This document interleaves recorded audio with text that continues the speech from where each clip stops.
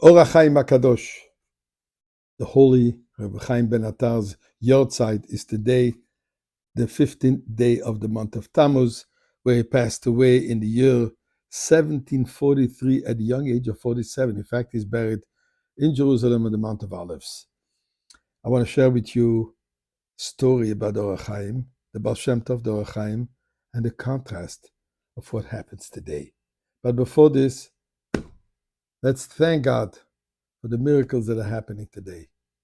מזמור לסוידה הרילה אדוני כל הארץ יבדס אדוני בשמחו בו לפניו ונונו דוקי אדוני אלים הוא עשנו ולא נחנם ומצא מריסה בו ישור בסוידה חצרויסה בסילו הוידו לבוכו שמוי כי טוב ואדוני לעולם חסדו ויד דור ודור אמון עשוי. Let's give some tzedakah this of Shabbos Bolak, the parasha where we are told the prophecy about the coming of Moshiach from none other than Bilam, a wicked, evil prophet, but he was the one to tell us all about the coming of Moshiach, because Moshiach is not just for the Jewish people, it's for the whole world. So even the lowest of the Gentile world has to accept and has to agree to it. And that's what we see today, but that in a moment. So we are told that the Baal Shem Tov wanted to, and actually undertook, a trip to Eretz Yisrael for the sole purpose of meeting with the Or HaChaim HaKadosh, Rabbi Chaim Ben Attar. And he said that if those two will meet, that will be the time of coming of Moshiach. So what's the story with Or HaChaim? Called Or HaChaim on the name of the Sefer of the book that he published. His name was actually Rabbi Chaim Ben Attar, who considered himself to be Moshiach. In the Talmud, where the Gemara discusses the different names of Moshiach, he added Chaim Shemo. His name is Chaim. But he was also an exceptionally gifted craftsman in making jewelry pieces. One day, the Sultan or the king or the vizier, whatever his name was,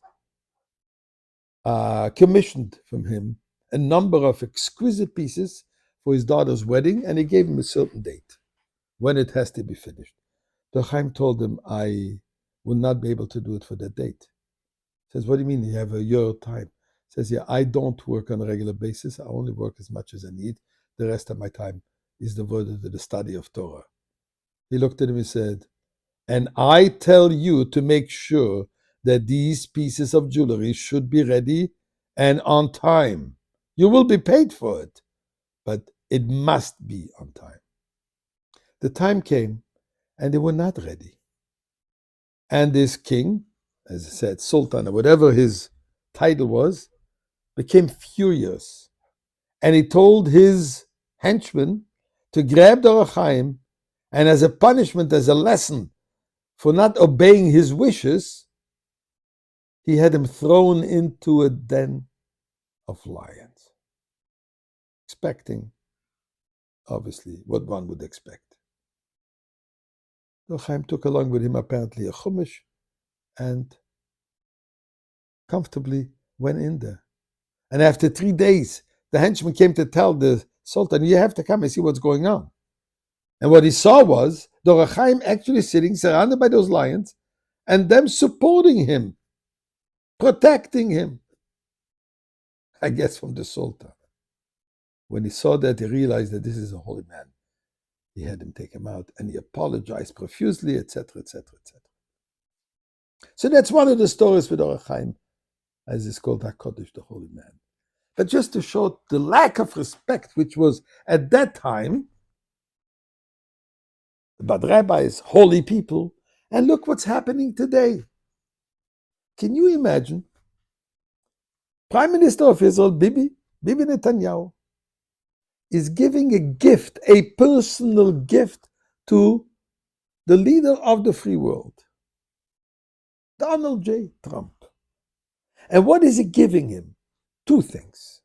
One, he gives him a mezuzah shaped of a B-2 made from remnants of one of the Iranian missiles that was sent to Israel in the shape of a B-2 with a mezuzah, explaining all about the mezuzah. Trump knows about mezuzahs because he has Jewish grandchildren. But an additional gift he gave him. He gave him in a magnificent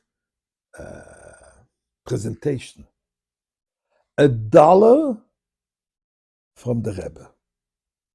Somebody gave $1 that he had received from the Rebbe. And this is the gift that Bibi gives to Trump. Could you imagine? Our Chaim is thrown into the land, the lion's den. The most powerful people, leadership of this world. What are they exchanging? What is precious to them? $1 that the Rebbe gave to give further for tzedakah.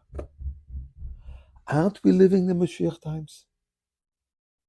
This is what Bilam in the parsha of this week prophesizes. I see the coming of Moshiach, but I see it further.